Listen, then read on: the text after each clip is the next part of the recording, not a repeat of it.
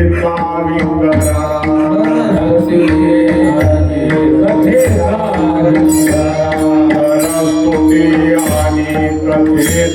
विंगरा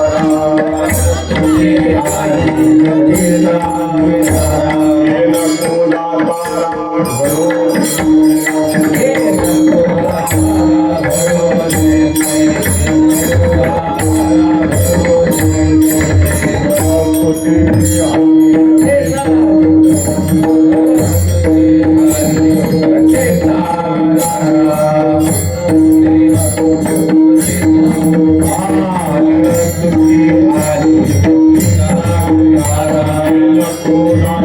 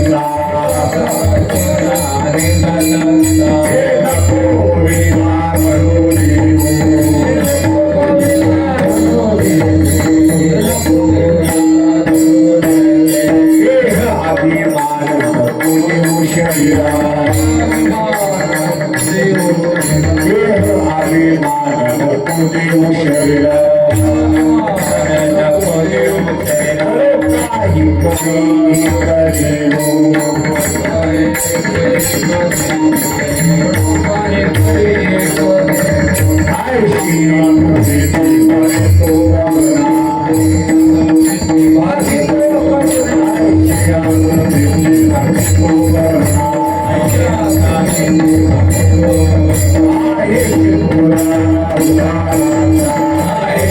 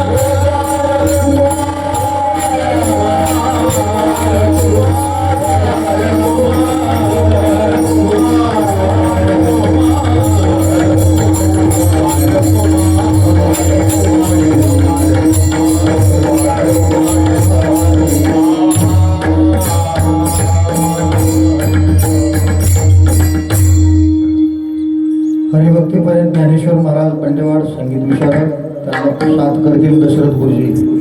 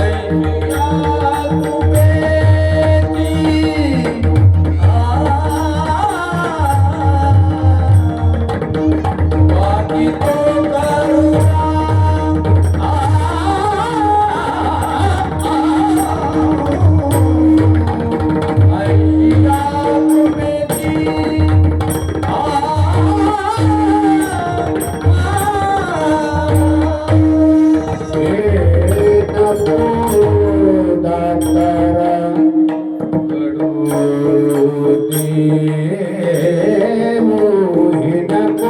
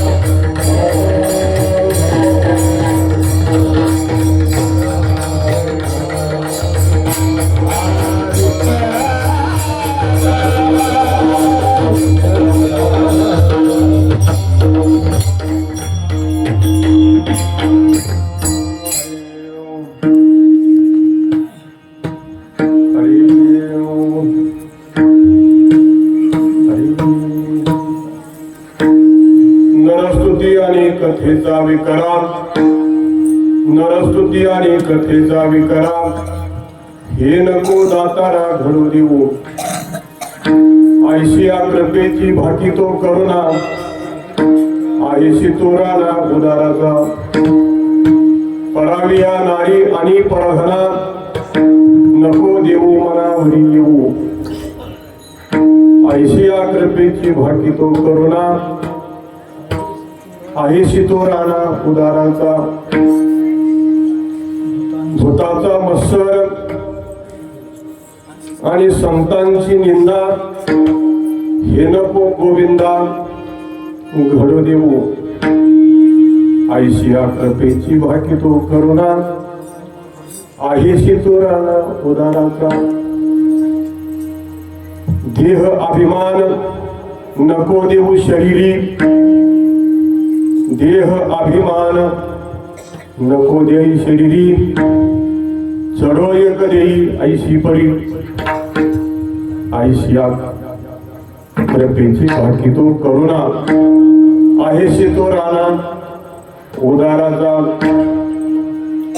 तुका म्हणे तुझ्या पायाचा विसर नको वारंवार पडू देऊ तुका म्हणे तुझ्या पायाचा विसर नको वारंवार पडू देऊ आयशिया कृपेची भाकी तो करुणा आहेशी तो राणा उदाराचा विढाला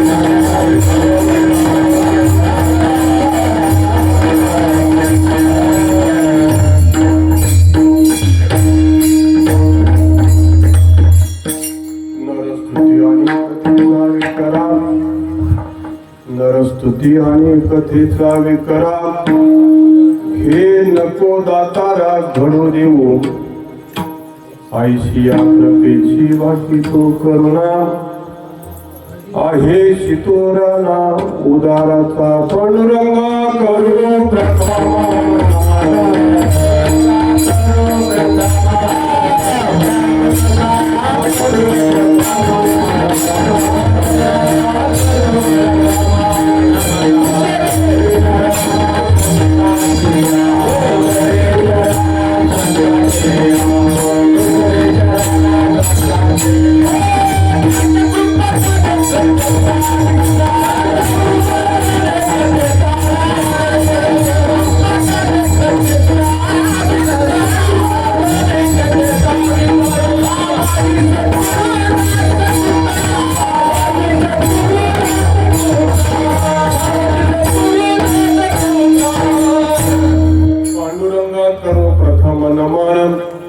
दुसरे चरण संतांची त्यांच्या कृपादाने कथेचा विस्तार हो. बाबाजी सद्गुरु दास तुका जयांचे केले स्मरण होय सकळ विद्यांचे अधिकरण तेची वंदो श्रीचरण श्री गुरूंचे ते नमस्कारुनी आता मस्तक हे पायावरी या वारकरी संतांच्या विठाला विठा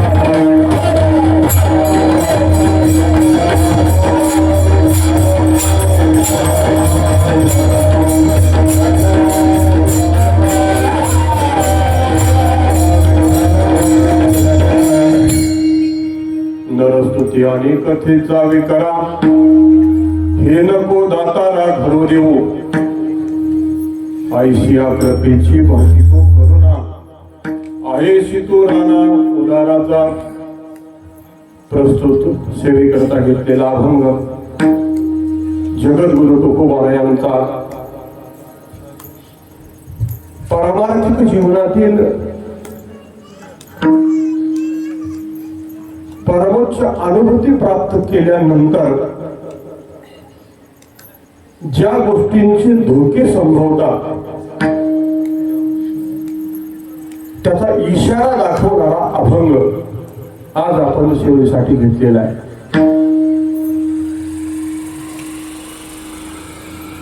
या मंगलमय प्रसंगी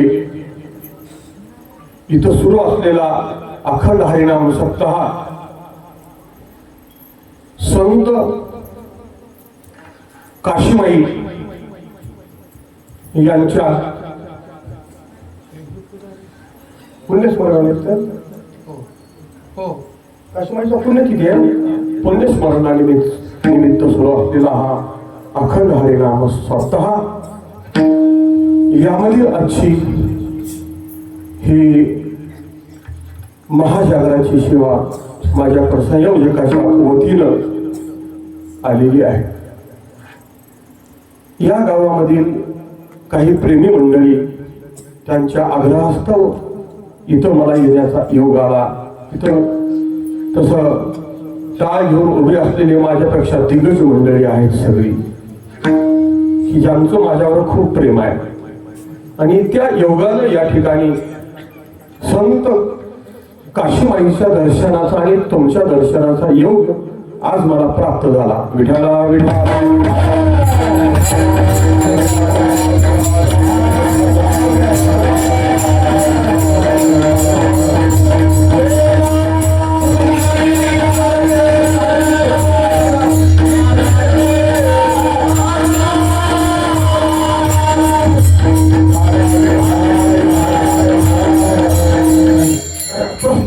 आजची ही सेवा संतांच्या पुण्यस्मरणानिमित्त संतांची पुण्यतिथी करण्याची पद्धती आपल्याकडे. संतांची पुण्यतिथी, देवाची जयंती आणि वडिलांचं श्राद्ध. विठाला विठा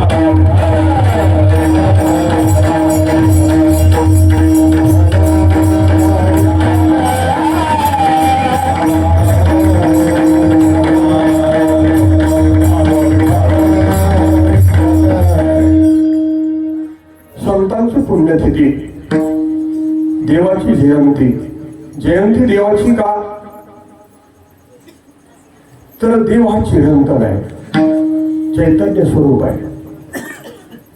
त्याच्या ठिकाणी कुठली उपाधी नाही.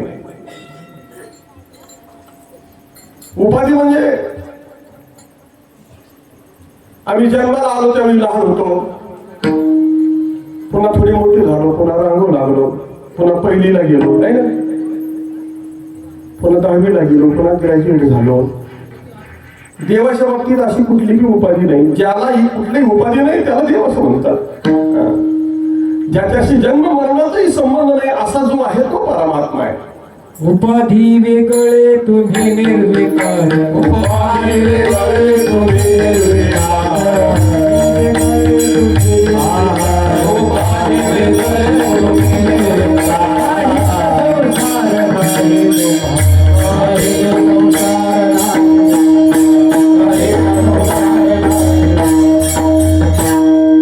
उपाधी वेगळे तुम्ही निर्विकार, काहीच संसार तुम्हा नाही.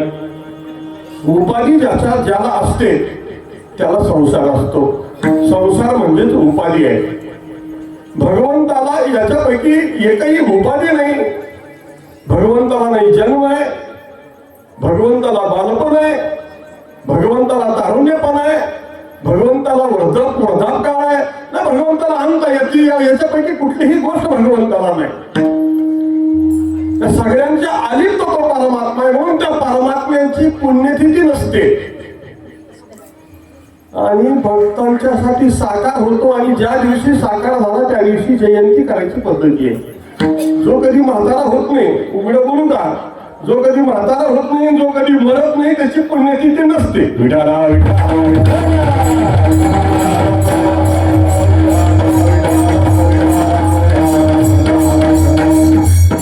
संतांची पुण्यतिथी. संत येतात, आपलं कार्य आहे तोपर्यंत करतात आणि कार्य संपलं की निघून जातात, थांबत नाही. जीवाला त्याच्या कर्मानं यावं लागतं. त्याला जन्म कर्मानं भोगावे लागतात. आगा कर्मी जय उरावे तरी तेही सुख दुःखी फळावे. तया ते भोगावया यावे देहात्मका.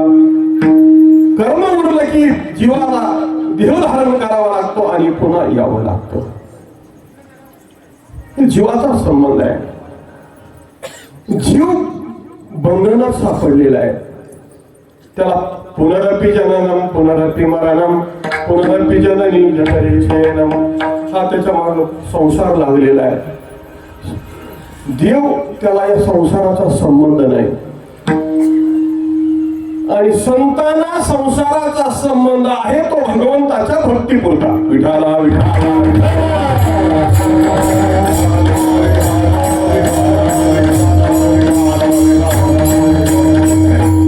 आज जागराची सेवा असल्यामुळं मागणी पण अभंग घ्यावा अशी पद्धती आहे, आपली परंपरा आहे.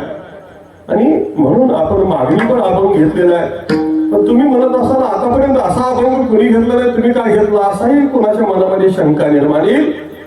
हा अभंग असा सामान्य अवस्थेतला नाही. हा अभंग अतिउच्च अवस्थेमध्ये आल्यानंतर महाराजांनी वर्णन केलेला अभंग आहे. जगद्गुरु तुकाराम महाराजांचं जीवन हे अलौकिक अशा प्रकारचं जीवन होतं. जगद्गुरु तुकाराम महाराजांच्या जीवनामध्ये अनेक प्रकारचे चढ उतार आले. जगद्गुरु तुकाराम महाराजांचं जीवन अगोदर समृद्ध होतं. वडिलांची सावकारकी होती, खूप मोठी गडगंज संपत्ती होती, खूप मोठा व्यापार होता, खूप मोठी शेती होती, त्यांच्याकडे भरपूर असे नोकर चाकर होते. असं तुकाराम महाराजांचं संसारातलं जीवन अतिशय रुबाबातलं होतं आणि ते अगदी व्यवस्थित चाललेलं होतं. तुकाराम महाराज जन्मजन्मी परमार्थ केलेले, पण या अवतारामध्ये त्यांना संसाराची सुद्धा झळ लागली नाही अशी अवस्था त्यांच्या जीवनातली होती. घरामध्ये सगळी करती माणसं असली आणि घर व्यवस्थित चाललेलं असलं की घरामध्ये लहान मुलं असतात ते अतिशय मजेत चाललेलं असतं त्यांचं. पण आता अलीकडे मजेत चाललेली पोरं गुळशेरी सुपारी खाण्याच्या नादात लागतात.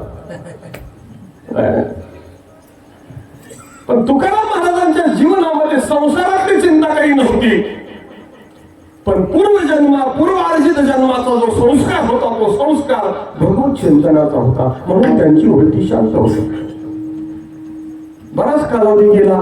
तुकाराम महाराजांचं लग्न झालं.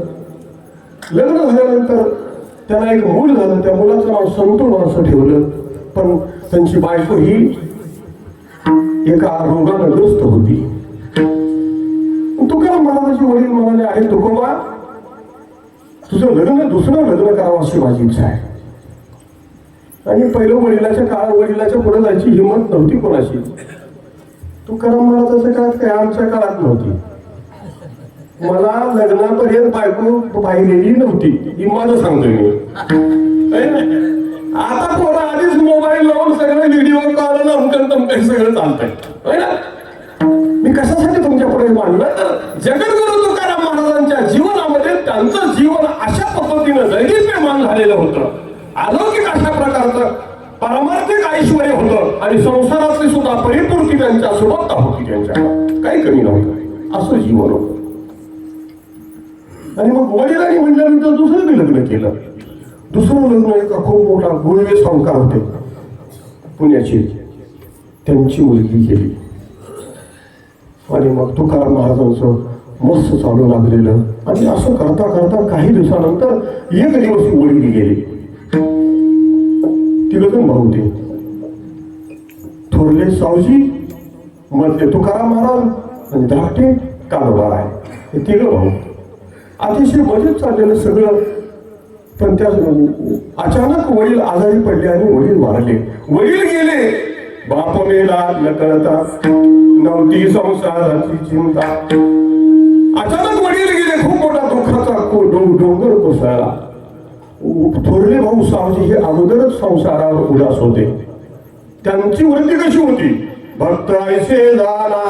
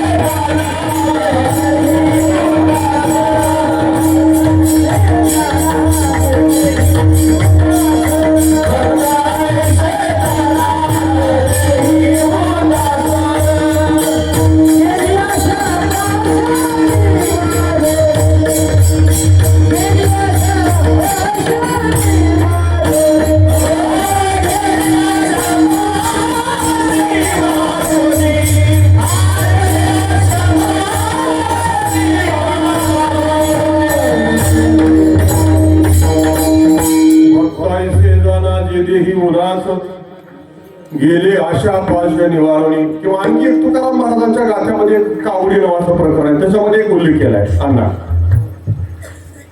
नमो उदासीन झाले देह बाबा, आळविती देवा तया नमो आहा आहारे भाई. जे देहावर उदास असतात ते भगवंताचे प्रिय भक्त असतात. तशी अवस्था सावजी महाराजांची होती. वडील वारले आणि 6 महिन्यात आई पण गेली. आणि मग आधीच मला तीर्थाटनाला जायचं म्हणून संसारावर उदास असलेले सावजी महाराज न सांगता गेले, ते पुन्हा आलेच नाही. विठाला विठा.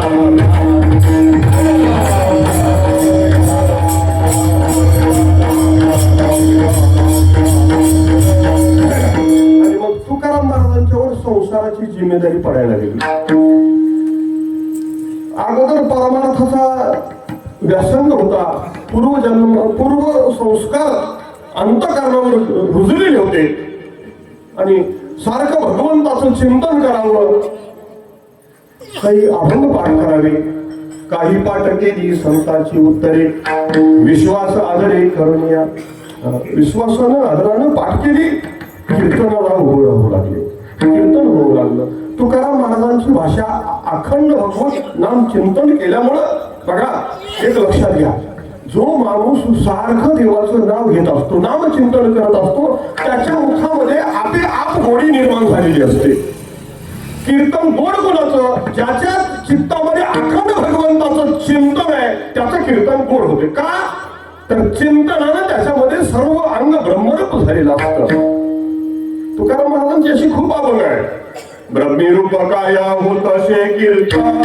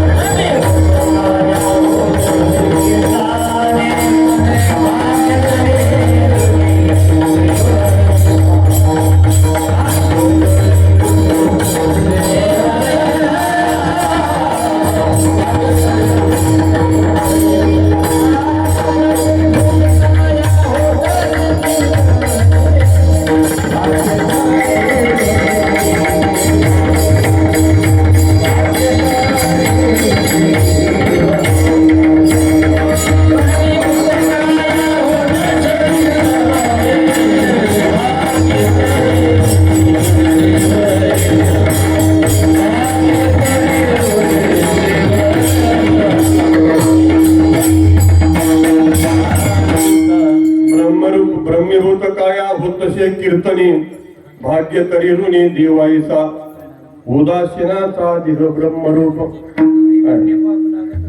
त्याला पुण्य लागत नाही, पाप लागत नाही, ब्रह्मरूप असतो त्याचं शरीर. तुकाराम महाराज अखंड चिंतन करत असल्यामुळे तुकाराम महाराजांच्या कीर्तनाला लोक यायची आणि लुप्त होऊन जायची.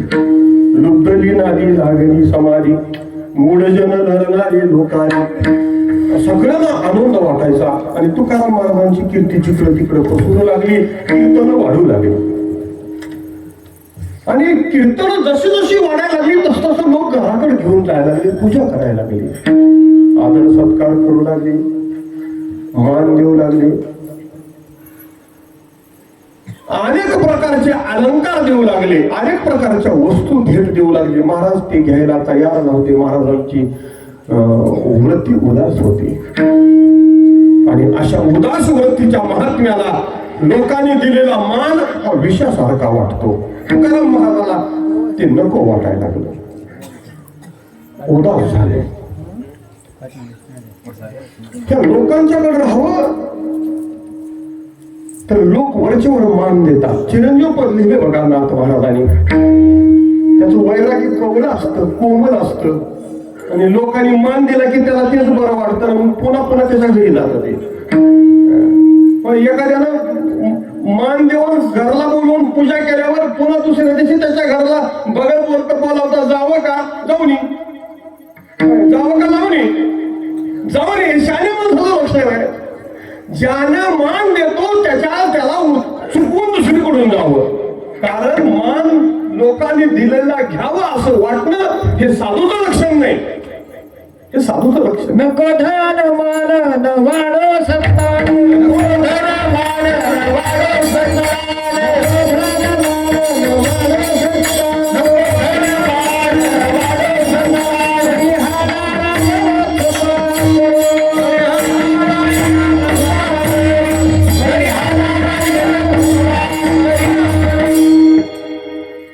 नको धनमान न वाढो संतान. किंवा त्याचा अजून एक पाठ आहे, न मिळू खावया न वाढो संतान, परिहा नारायण कृपा करो आईशी माझी वाचा मज उपदेशी, आणि का लोकाशी ह्याची सांगे. उदास वृत्ती झाली होती. लोकांना राहावं असं वाटत नव्हतं. वाटत होतं की कुठंतरी एकांतात जाऊन राहावं. आणि एकदा देव भेटला ना मग माझ्या जीवनाची परिपूर्ती झाली असं वाटत. आणि लोकांना आलं की लोक जवळ येऊन बोलायचे, लोक बोलायचे, ते चिंतनामध्ये व्यत्यय यायचा. हे महाराजांना सारखं व्याकुळ व्हायला, गजबज झाली मनामध्ये, सारखं व्याकुळ होऊ लागलं चित्त. आणि मग महाराज न सांगता जाऊ लागले, भंडाऱ्यावर जाऊ लागले. भंडाऱ्यावर जातात ती लोकांना कळल्यानंतर लोक तिथं बी चालले. बरं, भंडाऱ्यावर जरी गेलं तरी दुपारच्याला खायला लागते की नाही. जरी झाला संन्यासी तरी माध्यानाशी तोंडवाशी. दुपारच्या वेळी भूक लागते ना. त्यांची ती दुसरी पत्नी होती, ती पतिव्रता, ती सारं पहिली पत्नी मेली अन्न करून. म्हणजे दुष्काळ पडला. खूप मोठा एक चरित्राचा भाग आहे तो. मला माझ्या विषयाकडे यायचे म्हणून मी थोडं धावत चाललोय. म्हणजे खूप मोठा दुष्काळ पडला तुकाराम महाराजांनी. मग त्यांच्या हातावर सगळा कारभार आल्यानंतर सगळी जवळची संपत्ती वाटून टाकली, सगळं धान्य वाटून टाकलं. अहो किती धान्य होतं त्यांच्याकडे. चरित्रकारांनी असं लिहिले, तुकाराम महाराजांनी द्यायला चालू केल्यानंतर आज जर 10 लोकांनी नेलं तर ते दुसरे 10 लोकांनी सांगायचे. अशी रोजच्या रोज गर्दी वाढायला लागली. आणि ह्यांच्याकडनं सगळं नेलं, सगळं गेलं यांच्याकडनं. आणि ह्यांच्याकडं काहीच राहिलं नाही. किती पुरला असं. 3 वर्षाचा दुष्काळ पडला होता. 3 वर्षाचा. 3 वर्षाच्या दुष्काळात लोकांनी नेतच राहिले आणि महाराजांनी देतच राहिले. एवढं धान्य त्यांच्याकडे होतं. पुढे काय झालं सांगू का. दुष्काळ संपला, महाराजांकडलं धान्यही संपलं. किती धान्य असेल सांगा. पण लोकांना एवढं वाटलं, लोकांनी घरी कणगी भरून ठेवल्या. महाराजाच्या घरी चिमणी रडून गेली तर दाना नाही. आणि एक पोरग आणि बायको अन्न करून गेली. तिथं महाराजांना विचारलं, महाराज कसं लई वाटलं लोकांना, तुम्ही बरं झालं का दुष्काळानं. तर महाराजाचं तिथं उत्तर आहे, बरे झाले देवा निघाले, बरे झाले देवा निघाले, बरे झाले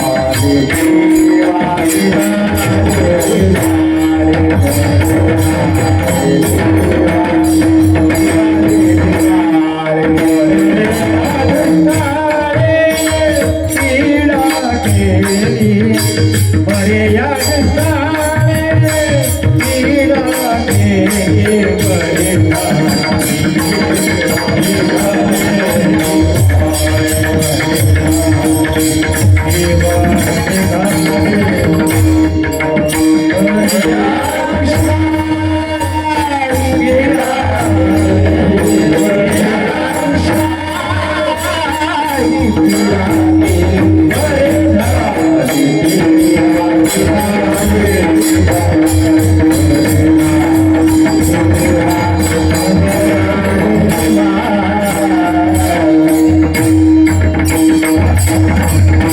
बरे झाले देवा निघाले दिवाळे बरे या दुष्काळी पीडा केली बरे झाली देवा महाराज तुमची बायको मेली अन्न खायला मिळालं नाही म्हणून तुकाराम महाराज काय म्हणाले बरे झाले देवा बाईला मेली बरे झाले बाईला मेली बाईल मेली मुक्तन भारी देव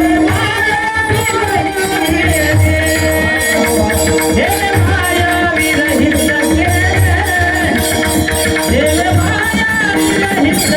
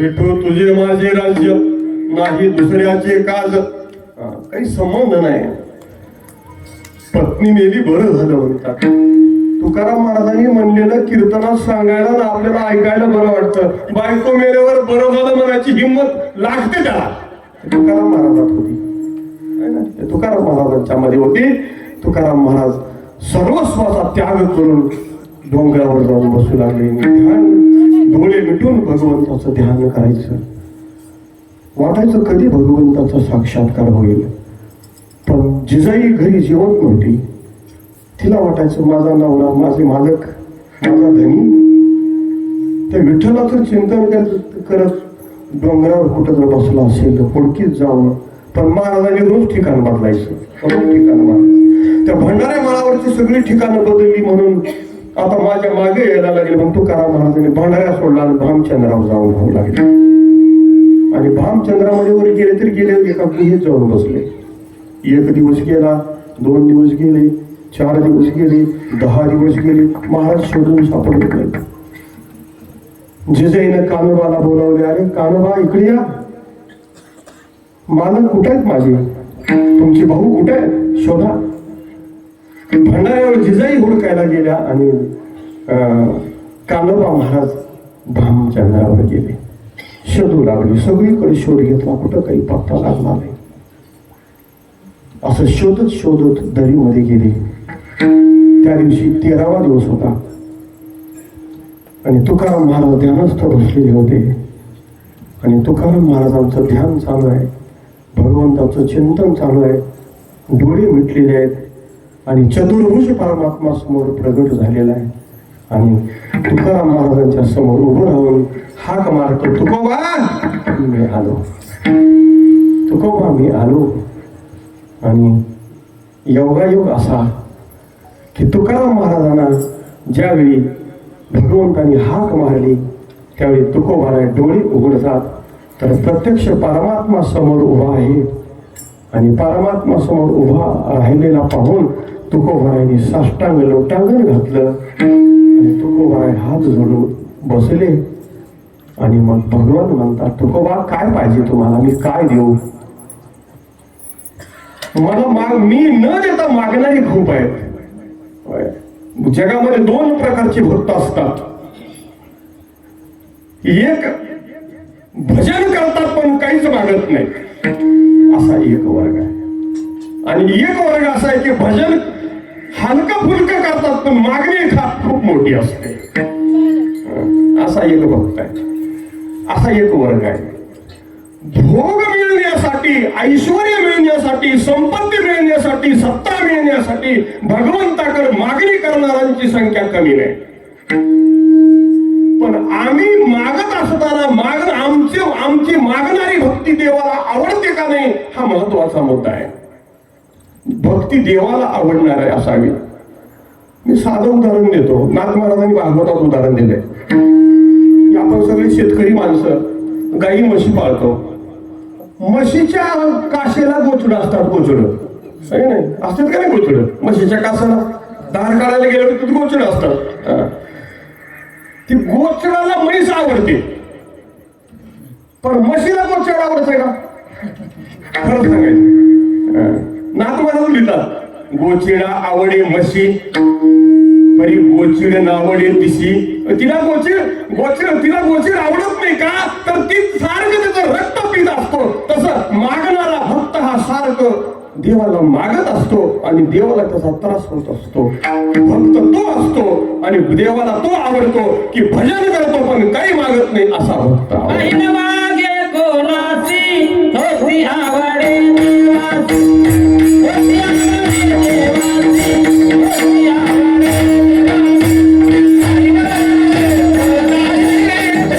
आवडे देवाची, होती आवडे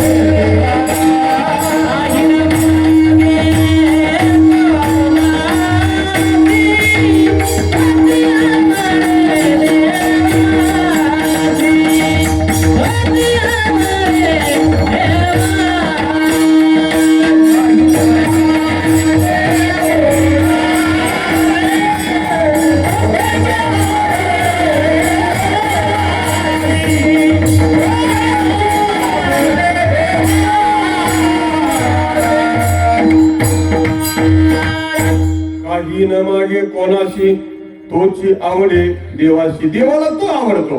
तुकाराम महाराज म्हणतात, आमच्या परंपरेत मागायची पद्धत नाही आणि देव तर घ्या म्हणून उभं राहिलाय. कळीलाची रीत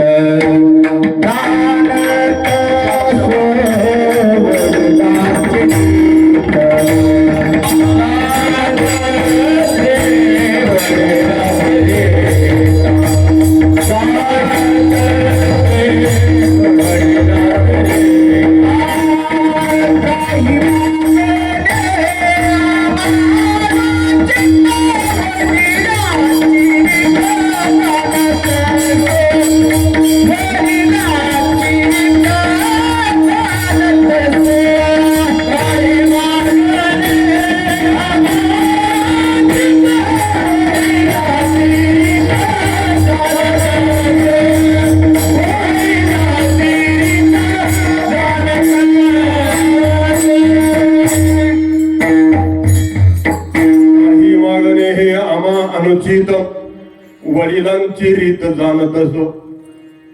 आमच्याकडे मागितलं जात नाही. मागायची आमची घराण्याची परंपरा नाही. आमच्या घराण्यामध्ये अनेकांनी भक्ती केली, काहीच मागितलं नाही.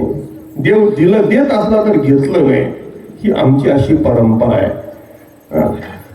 आमच्या परंपरेत मागणं हा दोष आहे म्हणून आमच्यात मागितलं जात नाही. देव तर समोर उभं आहे आणि म्हणतो, महाराज काय पाहिजे तुम्हाला, मी द्यायला तयार आहे. मी देण्यासाठी काही नाही मागणे सुख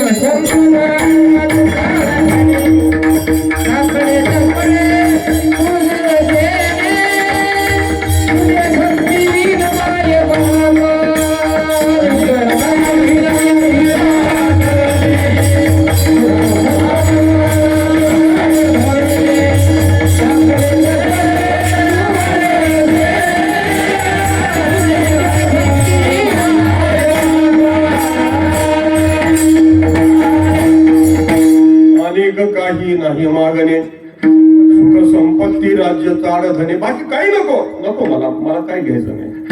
तुकाराम महाराजांचे आणखी काही अभंग आहेत. काय मागावे कवनाशी, ज्याशी मागवतो मजपाशी. ज्याला मागायचं ते माझ्या समोर उभा आहे. काय मागायचं, मला काही मागायचं नाही. पण भगवान म्हणाले मी आता आलोय आणि उगच आलो नाही, द्यायला आलोय.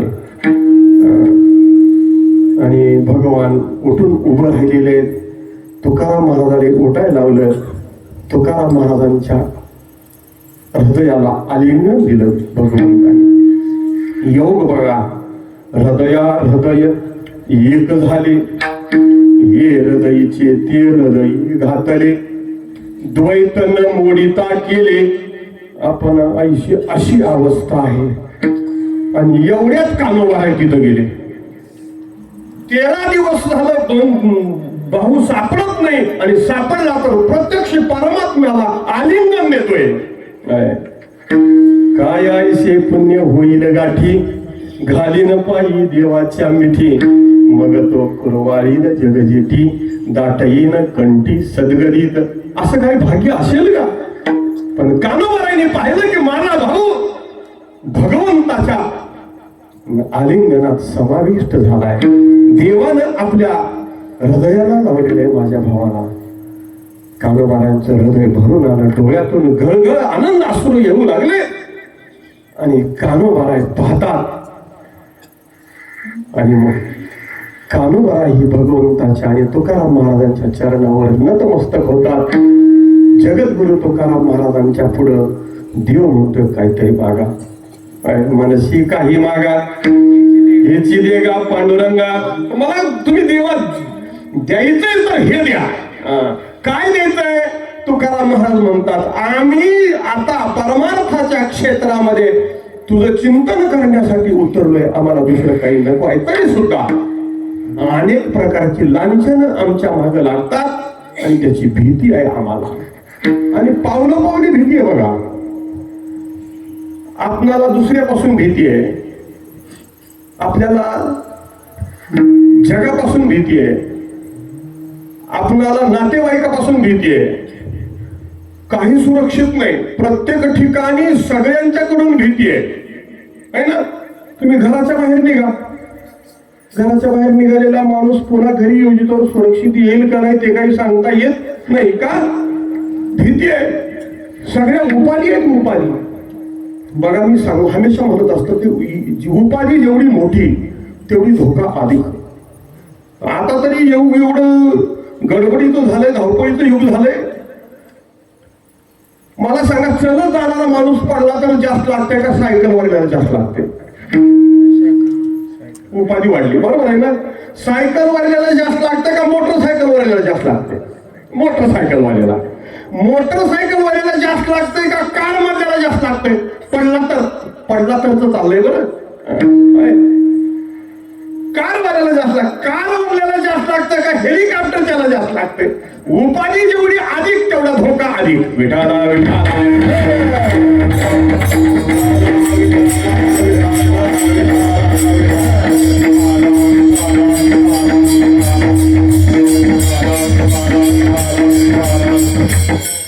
तद्वत आमच्याकडे अनेक प्रकारच्या भीती आहेत. कधी काही बाहेरून आलेल्या भीती आहेत आणि काही आतल्या भीती आहेत. काही बाहेरचे चोर आहेत, काही आतले चोर आहेत. तुकाराम महाराज म्हणाले रात्रंदिवस आम्हा युद्धाचा प्रसंग.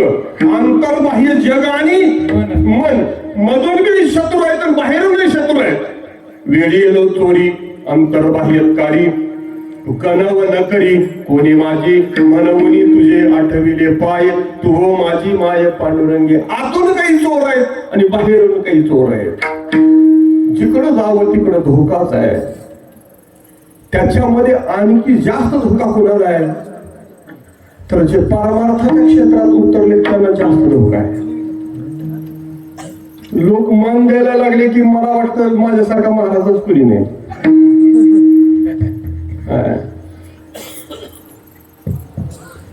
आणि मग लोकांनी पूजा करायला लागली की आम्हाला पूजा केलेली बरी वाटते आणि आम्ही त्याच्यात गुंततो. चिरंजीव पद नावाच्या प्रकरणामध्ये नाथ महाराज असं म्हणतात की त्याचं वैराग्य कवळ असल्यामुळे त्याला लोकांनी पूजेला नेलेलं बरं वाटतं. कारण वैराग्यच नसतं. वैराग्य कशाला म्हणतात? वैराग्य त्याचं नाव आहे ज्याच्या समोर रोज मृत्यू समोर उभा आहे. काय झालं, एक दिवस नाथ महाराजांच्याकडे एक माणूस आला आणि महाराजांची पूजा चालू होती आणि पूजा चालू होती त्यावेळी आला आणि बसला. नाथ महाराजांच्याकडे अशी पद्धत होती की आले महाराजांची पूजा झाली, महाराज भोजनाला बसले की तिथं आलेले सगळे भोजनाला बसवायचे महाराजांनी आणि जेवायला लावायचे सगळ्यांना. तर माणूस जेवायला बसला आणि जेवण करून मग बरं महाराज येतो या, माझं थोडं काम होतं तुमच्याकडे. त्याने सांगेल काय काम आहे ते. त्यानं सांगितलं, महाराज तुम्हाला एक मला प्रश्न विचारायचा होता. अहो आमचा एवढसा संसार बारकोसा, 1.5 बुटली पाठ उठली, आमच्या संसारामध्ये मिठाला पीठ नाही, पिठाला मीठ नाही, असा संसार आमचा. तर आम्हाला रोज 10-12 खोटं बोलावं लागते. नाथ महाराजांचा संसार किती मोठा होता. ऐश्वर्य नाथांक. पण नाथ महाराज कधीच लबाड बोलत नव्हते. नाथ महाराजांना विचारलं की महाराज तुम्ही तुमचा संसार एवढा मोठा, तुम्ही कधीच लबाड बोलत नाही, तुमचं कसं चालतं, आम्हाला तर संसारासारखं लबाड बोलावं लागतं. नाथ महाराज म्हणाले, हा त्याचं उत्तर आहे ना माझ्याकडे म्हणले. मग उत्तर तेवढं सांगितलं तर बरोबर, तेच विचारायला आलतो म्हणले. बा नाथ महाराज म्हणजे बरं ठीक आहे तुझं उत्तर देतो, पण परवा दिवशी येईन. आज आज आज आलाच त्या टायमालाच येईल. आज कोणता वार आहे, आज वार कुठला आहे, रविवार. त्याला कुठल्या वारी सांगितलंय, मंगळवारी यायला सांगितलं. तो मंगळवारी बरोबर पूजेचा टायमाला आणि पूजा चालू असताना बसला आणि उठल्याबरोबर महाराज पूजेतून उठले की महाराज म्हणजे आधी जेवण करू. जेवायला बसवलं, जेवण झालं आणि मग बरं महाराज माझ्या प्रश्नाचं उत्तर, तुझ्या प्रश्नाचं उत्तर देतो की म्हणले, पण अजून 4 दिवसाला येईल. नाही मला आज उत्तर सांगा. मग सांगतो म्हणले ठीक आहे. या इथपर्यंत गेला आणि परत बोलावून घेतलं आणि सांगितलं म्हणजे तू काय कर 4 दिवसाला ये, फक्त तू एक लक्षात ठेव की आजपासून 7व्या दिवशी तू मरणार आहे. काय सांगितलं त्याला, आजपासून 7व्या दिवशी तू मरणार आहे. आणि जा म्हणजे आता तू 4थ्या दिवशी तुला उत्तर देतो. गेला तो माणूस आणि 4थ्या दिवशी आला आणि आल्यानंतर महाराजांनी विचारलं, पूजा झाली, जेवण केलं आणि विचारलं काय रे माझ्याकडे येऊन 4 दिवस झाले का. हो झाले महाराज. 4 दिवसात कुणाला लबाड बोललास. कोणाला नाही महाराज म्हणजे कोणाला पुढे गेलं नाही, कोणाला खोटं किती वेळ नाही, कोणाला खोटं सुद्धा बोललं नाही. का खोटं बोललं नाही, तुम्ही सांगितलं ना म्हणजे 7 दिवसात मरणार आहे म्हणून. मग 7 दिवसात मरणार आहे म्हणल्यावर कसं खोटं बोलू. महाराज म्हणजे आम्ही दुसरं काय करतो, आमच्या पुढे रोज मरण दिसतंय. नाथ महाराजांनी वैराग्याचं संज्ञास्ती केली, वैराग्याची व्याख्यास्ती केली. नित्य मृत्यू जाणे समुख समीप नमानी अल्प देह सुख विठाला विठाला.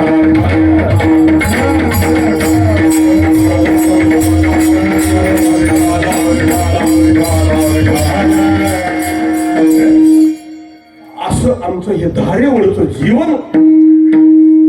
तुकाराम महाराजांना विचारलं, तुकाराम महाराज तुम्हाला काय मागायचं ते मागा, मी द्यायला तयार आहे. तुकाराम महाराज म्हणाले तुम्हाला द्यायचंच असलं तर एवढं दे देवा की मला लोक कीर्तनाला बोलवतात, मला लोक पूजेला बोलवतात, माझा आदरातिथ्य करतात, माझा सत्कार करतात, माझा सन्मान करतात. पण तिथं गेल्यानंतर लोकांनी माझी स्तुती करावी असं मला कधी वाटू नये आणि त्यांनी स्तुती करण्यासारखं मी त्यांना कधी बोलू नये. अशा प्रकारचे वरदान मला दे. अभंगाच्या स्तुती आणि कथेचा विकार, स्तुती आणि कथेचा विकार.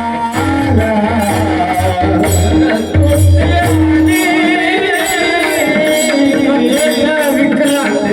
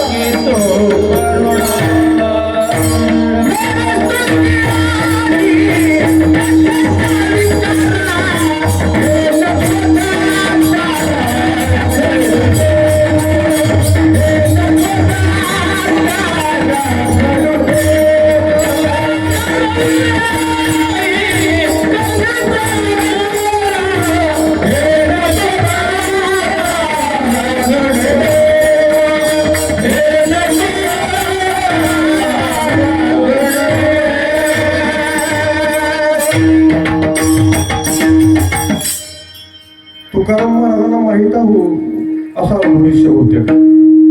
भविष्यात कंबर बांधलेली लोक जिथं कीर्तनाला गेलं तिथल्या लोकांना आरती करतील, स्तुती करतील त्यांची, आणि त्याच्यानं ते लोक प्रसन्न होऊन मला खूप पैसे देतील, अनेक कार्यक्रम कर देतील मला, म्हणून त्यांची भाटगिरी करतील लोक. कंबर बांधलेली माणसं हे करतील पुढे महाराजांना माहिती असावं. मला अशी बुद्धी सुचू देऊ नको. आणि हे पहा, आपल्या भारतीय संस्कृतीमध्ये 3 गोष्टी कधीच विकायच्या नसतात. एक, गाय विकायची नसते. गाय कधी विकायची नाही. आता गाय पाळायचीच बंद झाली तरी विकायचा काय संबंध आहे? गाय कधी विकायची नाही. मुलगी कधी विकायची नाही. मुलगी देताना मुलगी दान द्यायची, कन्या दान करायचं आणि त्याच्याबरोबर खूप मोठी संपत्ती द्यावी हे पित्याचं कर्तव्य. एक, पहिलं गाय विकायची नाही, दुसरं कन्या विकायची नाही, आणि तिसरं कीर्तन आणि कथा विकायची नाही. कीर्तन आणि कथा विकणं म्हणजे खूप मोठं लांछन आहे. कथा करुनिया कथा करुनिया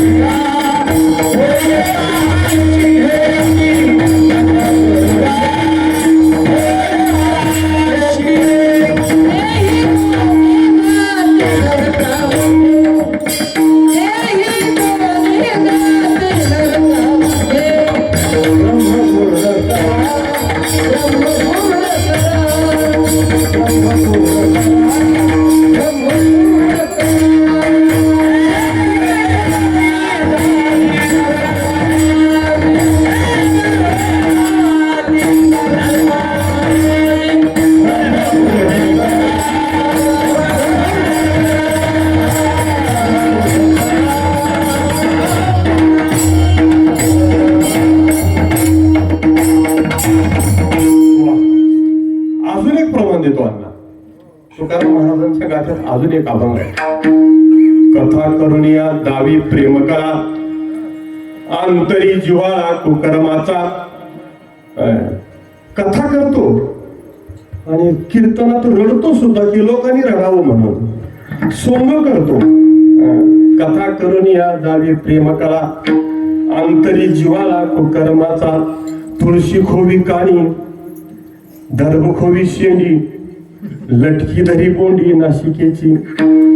तिरे टोपी माळा, देवाचे गबाळ, वाढवी वोंगळ पोटासाठी. गोसाव्याच्या रूपे हेरी परणारी, तयाचे अंतरी कामलोभ. तुका म्हणे ऐशे मायेचे मैंद, त्यापाशी गोविंद नाही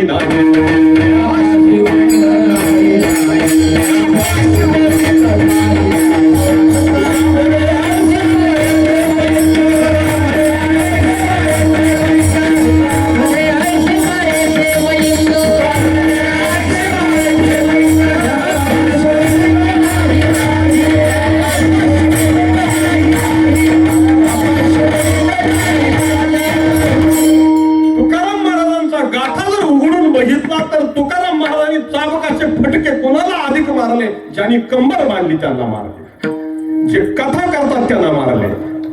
लोकांना लुटतील हे लोक तुकाराम महाराजांना माहिती असावं. लोकांच्या भावनेला हात घालतील, नको नको ते करतील. महाराजांचे आणखी एक ओवी बघा. घातले विद्येचे दुकान. ओवी काय बघा. घातले विद्येचे दुकान, वरी वरी दावी आचार पूर्ण. धनवंत दृष्टी देखून भाटची होय तयाचा. विठाला विठाला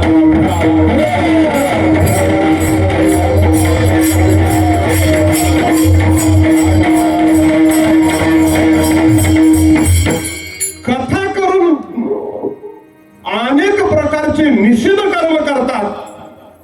ते निश्चिंत त्यांचं पतन होईल याच्यात आश्चर्य नाही. कथा करून कीर्तन करून वाईट वाटतात, त्यांचं पतनच होईल, ते नरकात जाईल याच्यात आश्चर्य नाही. याच्याबद्दल कोणाचंही दुमत नाही. पण चांगलं वागतात आणि कथा करतात आणि त्याच्या कथेमधून पैशाची अपेक्षा करून कथा करतात, संपत्तीची अपेक्षा करून कथा करतात. तुकाराम महाराजांचा बोलण्याचा निशाणाच इथं आहे. आणि तुमची स्तुती केल्याशिवाय तुम्ही पैसे देत नाही आम्हाला.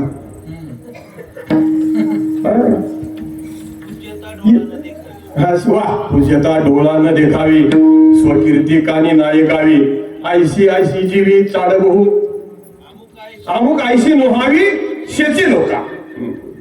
वाचस्पतीचे पाडे, सर्वज्ञता तरी जोडे, परी वेळीवे माझे तडे, महिमे भेने विठाला विठा.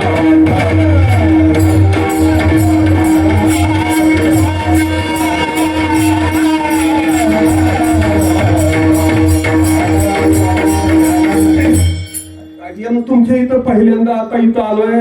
तुम्ही पुढच्या वर्षी मला नियम द्यावा या उद्देशानं तुमच्यापाशी गुळचीट बोलणं त्याला नरस्तुती करणं असं म्हणतात महाराज. बरोबर आहे ना महाराज? नरस्तुती त्याला म्हणतात. नरस्तुती करून कथा विक्री केली जाते.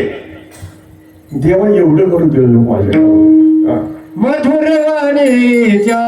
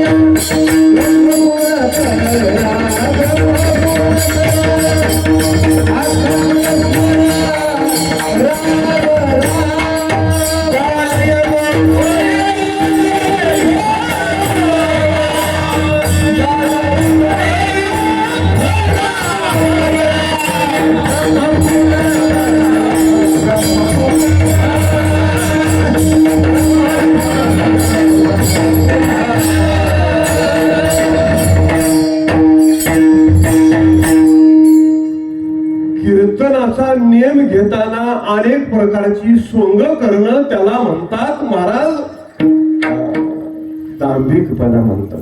तुमचा फोन आल्यानंतर महाराज तारीख रिकामी आहे का? 4 तारीख नाही, थांबा बघतो. सगळी गाडी रिकामी करायला पण उगाच पाणी चाळीत बसतो. मी कशासाठी तुमच्या पुढे हे मांडलं? तुकाराम महाराज देवाला म्हणतात, देवा मी परमार्थ म्हणून करत असताना तो शुद्ध परमार्थ असावा. इथं तरी शुद्धता असावी ना. संसारात तर तुम्ही किती खडूळ केलं तरी करू द्या, पण परमार्थ तरी तेवढा शुद्ध असू द्यावा देवा. याच्यासाठी तुम्हाला माझी विनंती आहे. माझ्या मनाला, माझ्या जिभेला असं कधी करायची बुद्धी सुचू देऊ नको देवा की ज्याच्यानं मी कथेची विक्री करीन आणि समोरच्या माणसाची स्तुती करून ती कथा मिळवण्यासाठी प्रयत्न करीन. असा दोष माझ्याकडून हा खूप मोठा दोष आहे, म्हणून करू नये असं तुकाराम महाराजांना वाटतं. म्हणून तुकाराम महाराज देवाकडे मागणी करतात. मागणी करत असताना मागणी आग्रहानं नाही केली, करुणा भाकली करुणा. अभंगाच्या दुसऱ्या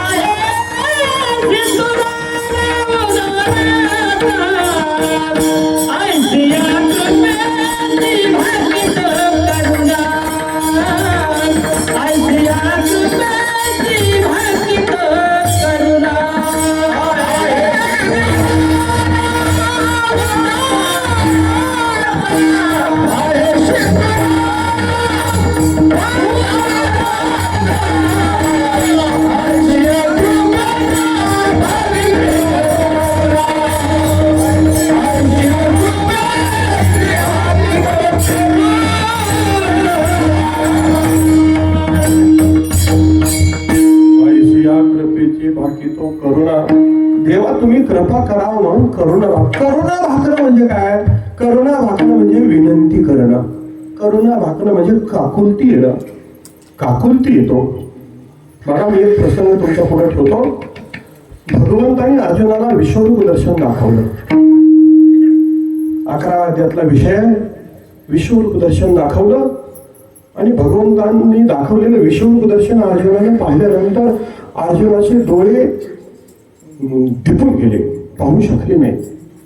आणि मग भगवंतांनी ज्यावेळी दिव्य दृष्टी दिली आणि सगळं ज्यावेळी पाहिलं अर्जुनानं, त्यावेळी अर्जुनाच्या असं लक्षात आलं की माझ्याकडून खूप मोठा प्रमाद घडला. प्रमाद म्हणजे काय? प्रमाद त्याला म्हणतात की जे करणं चुकीचं आहे हे करून सुद्धा करणं त्याला प्रमाद असं म्हणतात. मी हमेशा सांगत असतो, पंढरपूरला गेल्यानंतर दर्शनाला जात जावं, देवाच्या पायाला मिठी मारत जावी, पण बारीतून जात जा बरं का. तुम्ही तिथं ओळखीचे दिसलो म्हणून मी म्हणत नाही आताच बाहेर गेलो म्हणलं तर मी बारीक चालू होतो. आता ह्याच्या पुढे आमची माणसं आहेत मध्ये घुसायचं. बारीत घुसून दर्शन करणं पाप आहे, कुणाला माहित नाही. पाप आहे, पाप आहे बरं. पाप म्हणतोय मी, कीर्तनात उभारून बोलतोय मी, जिम्मेदारीने बोलतोय. देवाच्या दर्शनाला जाताना मध्ये घुसून गेलं तर देवाचं दर्शन नाही, देवाला लाता मारलेलं. लक्षात ठेवा, मध्ये घुसायचं नाही कधी. शहाण्या माणसाचं लक्ष नाही, बारीतूनच जायचं. नाहीतर नामदेव बारीचं दर्शन केलेलं चालतं. देवा विठाला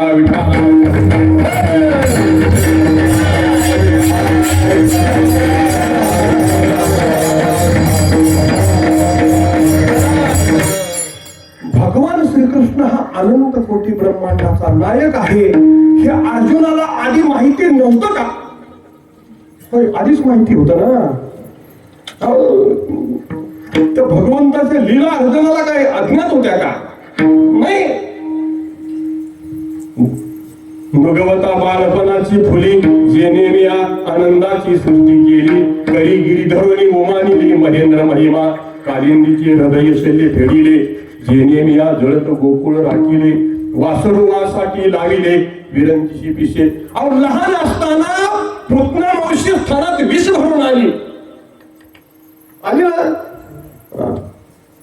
पण ते सुद्धा त्याने प्राशन केलं आणि त्या पुतना मावशीलाच मारून टाकलं. एवढा भाद्र.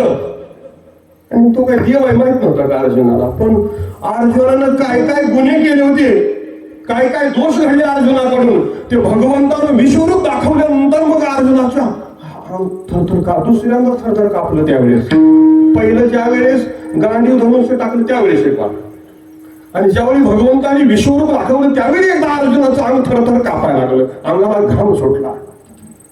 आणि तिथली अर्जुनाची भाषा अर्जुन भाषा आहे. सखे देवा तुवा प्रसवम यदुक्तम, हे सखेदी, हे कृष्ण, हे यादव, अजानता महिमानम.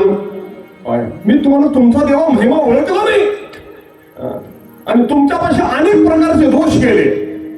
अहो देव ज्या आसनावर, ज्या शयनगृहात, ज्या अंतुरावर देव झोपणार आहे तिथं जाऊन झोपायचं आधी.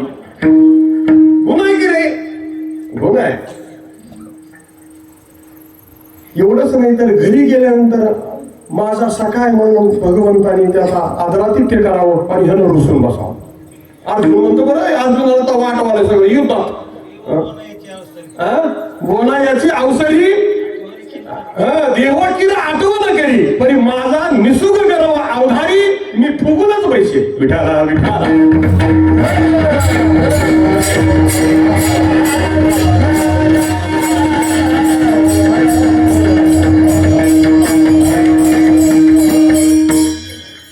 एवढंच नाही तर तिथं अर्जुनानं अशी कबुली दिली आहे की मी रुसून चाललो तर तू माझ्या पाया पडत होतास. कोण पाया पडत होता?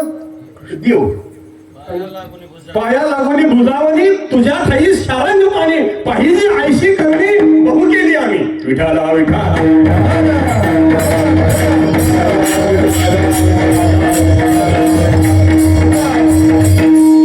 ओव्या ठेवायला लागलो तर अंतर वाढवलं म्हणून मी त्याला ओव्या ठेवायला झालो जास्त. मला तुमच्या पुढे मुद्दा असा ठेवायचा आहे की एवढे सगळे प्रमाद माझ्याकडून घडले. कृष्णा म्हणून हाक मारली, कृष्णावर हाक मारायची लायकी आहे का माझी? नाही. बर, आम्ही 1 वर्षाचा राजोषेदनी केला.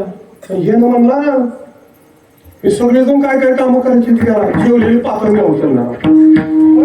अनंत कोटी ब्रह्मांडाचा नायक आणि त्यानं 1 वर्ष पात्र उचलली. 1 पात्र होतं का? अहो लाखो माणसं जेवत होती दररोज, तेवढी पात्र त्याला उचलली. म्हणजे हा प्रमाद नाही का झाला आमच्याकडून? देवा, मी तुम्हाला एक विचारू का? अर्जुनाची भाषा आहे. तुम्ही जर माफ करायचं ठरविलं तर मला माफ करता येईल का? एवढा मोठा गुन्हा केलाय, असा प्रश्न आहे अर्जुनाचा भगवंताच्या पुढे. पण काही असू देवा, माफ करण्यासारखं असलं तरी करा आणि करण्यासारखं नसलं तरी माफ करा. अशी करुणा भागतो, कृपा करा म्हणतो, तसं तुकाराम महाराज इथं म्हणतात. आईशी या कृपेची भागी तो करुणा. तू तर उदाराचा राहणारस. मग महाराज एवढं दिल्यावर संपलं का? तुकाराम महाराज म्हणाले नाही संपलं, अजून एक मागणी आहे. अभंगाच्या तिथे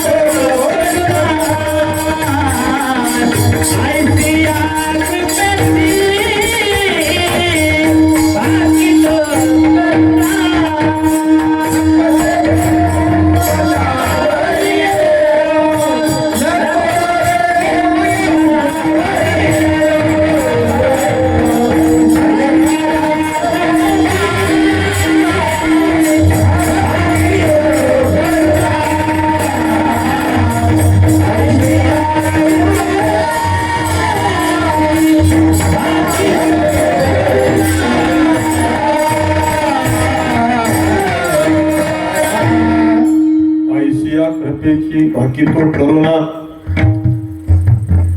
जेव्हा मी करुणा बघतो, मी तुमच्याकडे विनंती करतोय. कसं आहे बघा, एखादा माणूस रोज अमृत पित असेल, अन्नात रोज अमृत पितोय, त्यानं कवा मध्ये विष प्यावं चांगलं असतंय का? ते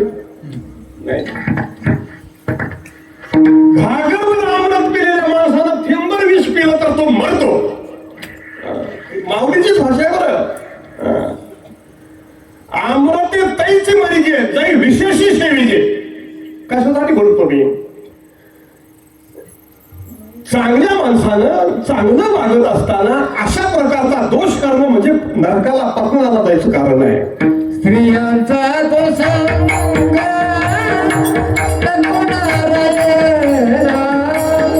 Yeah.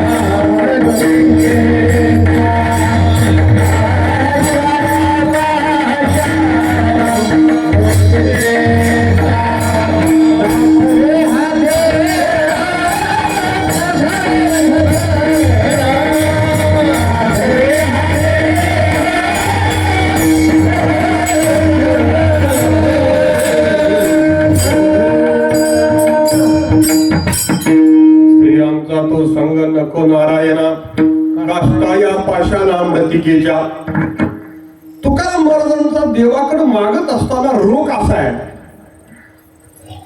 कुठल्या भपक्यात आपण नादाला लागायचं नाही. नाहीतर श्रीमंत माणूस बघितला की माणसं त्याच्या मागं पडतात, पैसेवाला माणूस बघितला की त्याला आधी मान देतात. तत्व सुंदर स्त्री पाहून तिच्याकडे बोलून आला, त्याचा परमार्थ लयाला जात असतो. तुकाराम महाराज म्हणाले, लावण्य ते खरे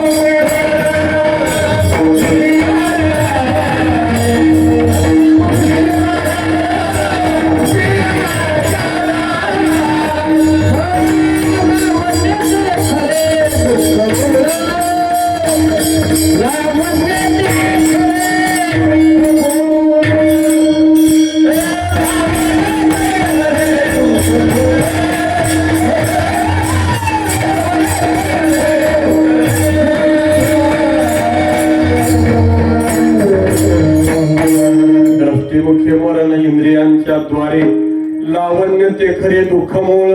स्त्री पाहिल्यानंतर सुंदर वाटली म्हणून त्याच्याकडे भोगासक्त होणे पापी माणसाचं, त्याच्याकडे मन नावाचा दोष असतो. आमच्याकडे याच्यासाठी पूर्व संस्कार केले, आमच्या पूर्वजांनी, आमच्या संतांनी पूर्व संस्कार केले.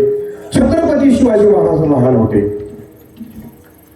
आणि असं खेळता खेळता एक दिवस एका मित्रानं सांगितलं की रात्री लोकनाट्य बघायला जायचंय म्हणून. आणि महाराज गेले लोकनाट्य बघायला. जिजाऊ साहेबांना कळालं, शिवबा तमाशा बघायला गेला. जिजाऊ मासाहेब झोपल्या नाहीत, शिवबा परत येईपर्यंत थांबल्या. आणि आल्यानंतर शिवबाला विचारलं, शिवबा कुठे गेला होता? आईनं डोकून बघितलं. आईची आणि शिवाजी महाराजांची नजर झाली. नजरानजर झाल्यानंतर आईनं ज्या नजरेनं आपल्या नजरेत रोखून बघितलंय तिथं खोटं बोलण्याची सोय नव्हती. आणि शिवाजी महाराजांनी सांगून टाकलं, आई मी तमाशा बघायला गेलतो. अरे तमाशा बघायला गेला म्हणजे बाई नाचत असलेलं बघायला गेला, उद्या मी नाचत असलं तर तू बघशील का? जिजाऊ मातेने बोलली. आणि त्या जिजाऊ मातेच्या एका शब्दाचा परिणाम असा झाला की त्या कल्याणच्या सुभेदाराची सून त्या कल्याणच्या सुभेदाराला जिंकल्यानंतर शिवाजी महाराजांच्या सैन्यामधील काही अवखळ माणसांनी ती मुलगी शिवाजी महाराजांकडे नजरानं आणून दिली. सांगितलं की हिचा तुम्ही स्वीकार करा. आणि शिवाजी महाराजांनी ते उघडून ज्यावेळी बघितलं त्यावेळी ते सुंदर अशी स्त्री दिसली. तुकाराम शिवाजी महाराज म्हणाले, आई किती सुंदर आहेस. माझी आई सुद्धा असून तुझ्या एवढी सुंदर असती तर मी सुद्धा सुंदर झाला असतो. हे एका सत्पुरुषाच्या जीवनातला प्रसंग आहे. मी कशासाठी तुमच्या पुढे प्रतिपादन केला तर परावी आणणारी माऊली समान असावी असा आमचा संस्कृतीचा पगड आहे आणि संस्कार आहे. आणि तोच संस्कार देवा माझ्याकडे असावा. परस्त्री पाहून कधी सुद्धा माझ्या मनात पाप वासना निर्माण होऊ नये. आणि दुसऱ्याचं धन पाहून कधीच पाप वासना निर्माण होऊ नये. अहो महाराज असला म्हणजे काय झालं, एक दिवशी एक महाराज दारात आले आणि दारात बारकली करून खेळत होता. मी हमेशा कीर्तनातून सांगत असतो. गुरुनाम गुरुदुंडा महाराज सांगायचे,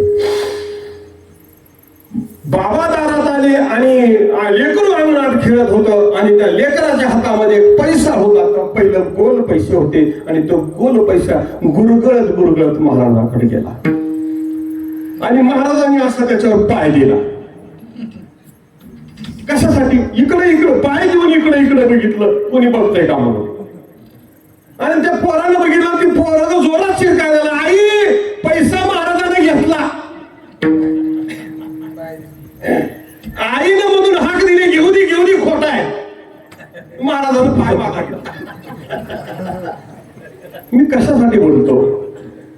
आमच्या मनात वैराग्य असलं पाहिजे. तुकाराम महाराज म्हणतात देवा काय बी झालं तर हे दोष माझ्यात येऊ नये. विषखाने नागवे, महाराजांची भाषा आहे, विषखाने नागवे जळत घरी नरगवे, व्याघ्र विवरा नवचवे वस्ती जेवी, धडाडीत लोहरशी उडी न घेववी जैशी, न करवे उशी आजगराची विठाला विठाला.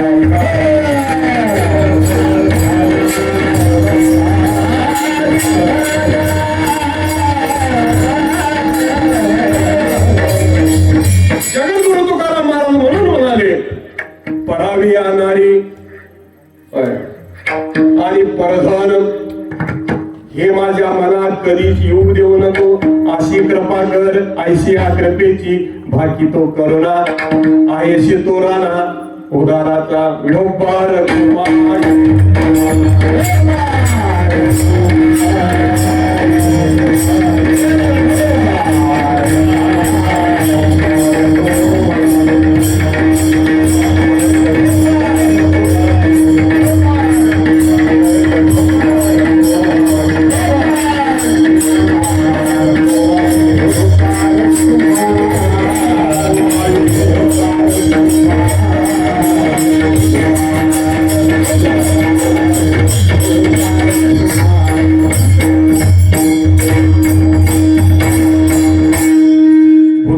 मत्सर आणि संतनिंदा हे नको गोविंदा घडू आईशी कृपेची भाकी तो करुणा आहेशी तो राणा उदाराचा. देवा तू उदाराचा राणा आहेस, देऊन टाक एवढं तू कृपा कर माझ्यावर.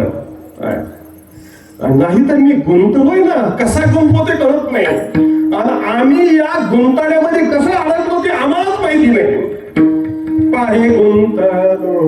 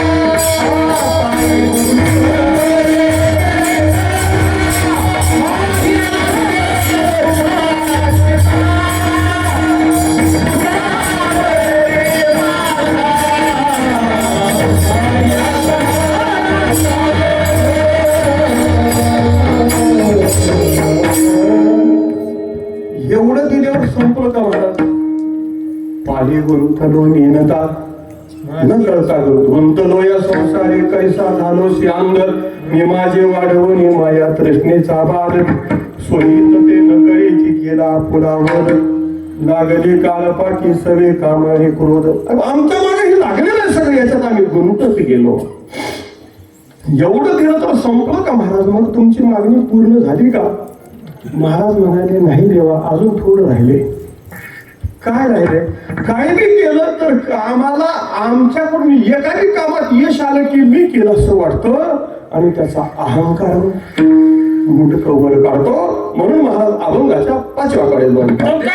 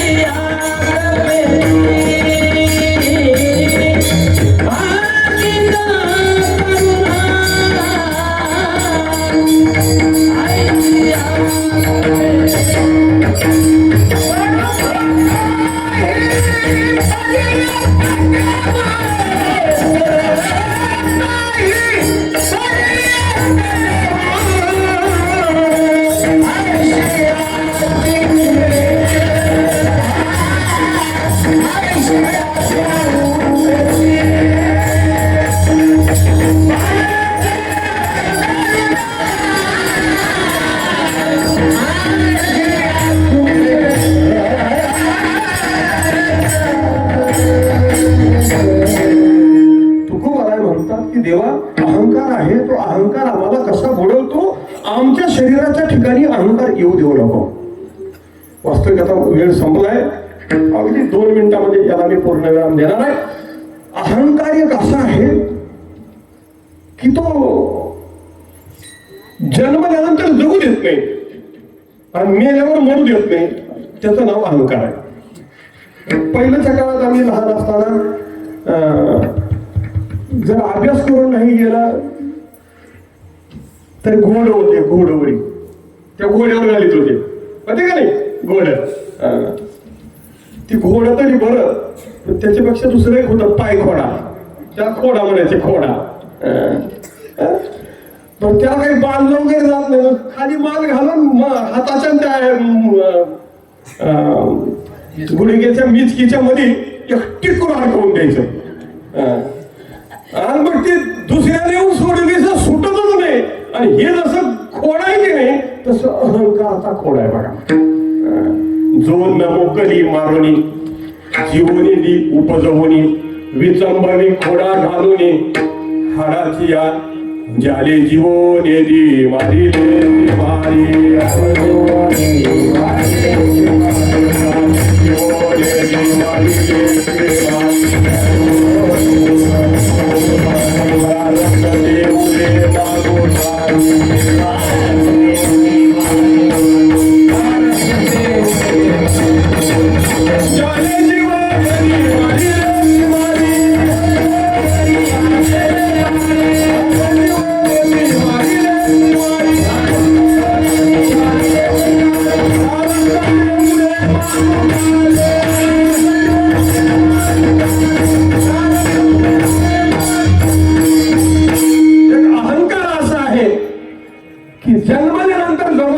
जाले जीवनेदी तुकोबाराची भाषा आहे.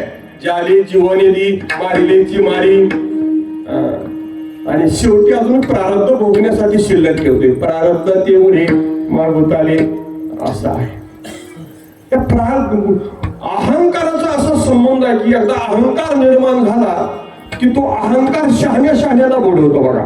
तुका म्हणे खाली अभिमान,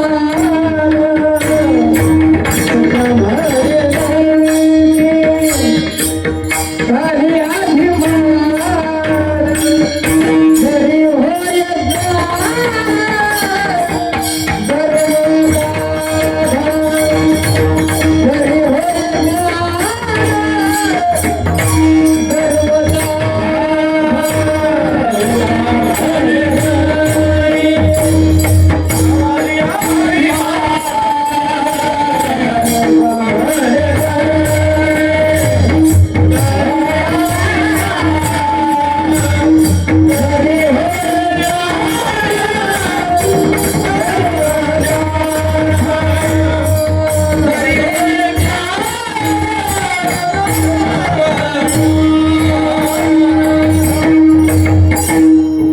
नरकी घाली अभिमान, जरी होय ज्ञान गर्वताटा.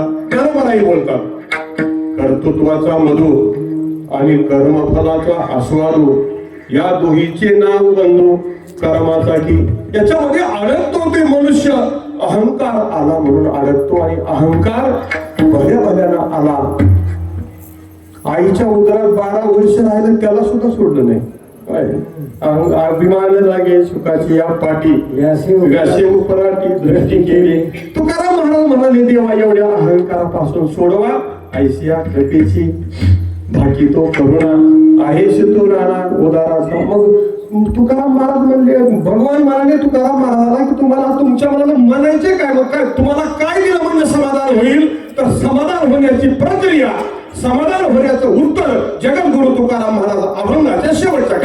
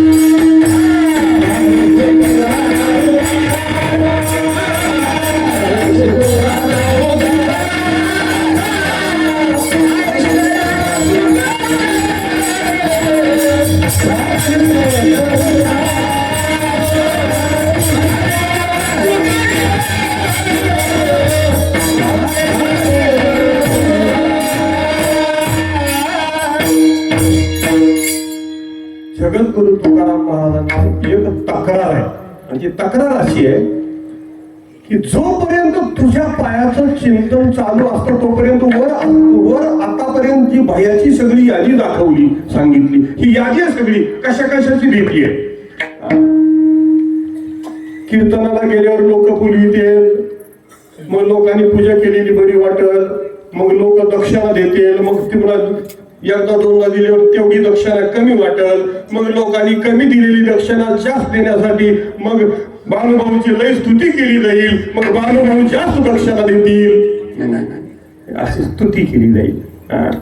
आणि अशी स्तुती केल्यानंतर मग दक्षिणा मिळेल आणि मग असं करत करत माझा परमार्थ मातीत जाईल. तर असं होऊ नये यासाठी जोपर्यंत तुझ्या नामाचं चिंतन आणि तुझ्या पायाजवळ माझं चिंत असतं तोपर्यंत हे घडत नाही. जोपर्यंत तुझ्या पायाचं चिंतन आहे तोपर्यंत, जोपर्यंत माझं चित्त तुझ्या पायाजवळ आहे तोपर्यंत कोणीही स्त्री पाहिली तर मला आईसारखी वाटते. हे तुझ्या पायाचा प्रसाद आहे, तुझ्या पायाचं महत्व आहे. जोपर्यंत मी माझं चित्त तुझ्या पायाजवळ असेल तोपर्यंत मला कोणाचाही वत्सर, कोणाची निंदा करावी वाटत नाही. हे तुझ्या पायाचा प्रसाद आहे, तुझ्या पायाचं महत्व आहे आणि तुझ्या पायाजवळ माझं चित्त असलं पाहिजे. अशी खूप अभंग आहेत महाराजांची की तुकाराम भगवंताचे पाय हे अधिष्ठान आहेत आणि महाराजांचं चित्त हे अधिकरण आहे आणि त्या अधिकरणानं त्या अधिष्ठानाजवळ जावं आणि निवांत होऊन एकरूप होऊन राहावं अशी एक इच्छा तुकाराम महाराजांची आहे. सगळ्या या अभंगामध्ये तुकाराम महाराज अधिष्ठान असलेल्या भगवंताच्या चरणाजवळ माझं चित्त जाऊन राहावं अशी एक माफक इच्छा करतात. आणि राहण्यासाठी तुझ्या पायाचा विसर मला पुन्हा पुन्हा पडू देऊ नको, कवाच विसर पडू देऊ नको. तुका म्हणे तुझ्या पायाचा विसर नको वारंवार पडू देऊ. आईशिया कृपेची भरती तो करुणा आहे तुराना उदाराचा ज्ञानेश्वर